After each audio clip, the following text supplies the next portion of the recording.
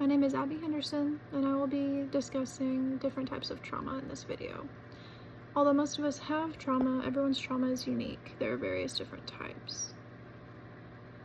The first trauma I will discuss is child maltreatment. This can include neglect, situations like having no food or water, clothes, or access to medical care.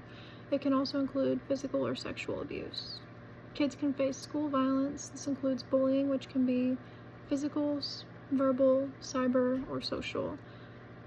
This can also be things like hitting, fighting, use of weapons, electronic aggression, gangs, or mass shootings. These things can occur in a variety of places, including at school, on the way to and from school, at a school-sponsored event, to and from the school-sponsored event. These things can also have detrimental effects on the children, such as mental health issues, insecurity, and wanting to avoid going to school.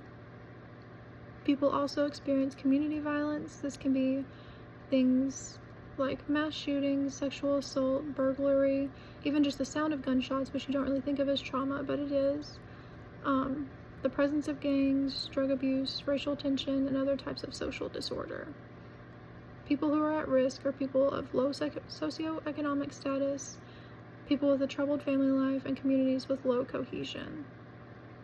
Then we have intimate partner violence or domestic violence. This is physical, sexual, verbal, emotional, etc. abuse between adults in an intimate relationship. The children are the hidden victims in this situation. You typically only think of the abuser and the victim, but the children are also affected. Members of the LGBTQ+ community are more likely to experience this kind of trauma. Then we have war-related trauma. This includes refugee and war zone trauma. It also includes terrorism, which is the intent to inflict psychological or physical adversity, and it's usually political or religious in nature. There can also be combat-related trauma. Then we have racial trauma. It affects marginalized groups and is often not recognized by white people. Systemic racism extends to all areas of life and can affect multiple generations. We discussed the Tulsa Massacre in class and how the trauma transcended many different generations of Black people. Then we have natural disasters. This includes natural catastrophes that lead to adversities.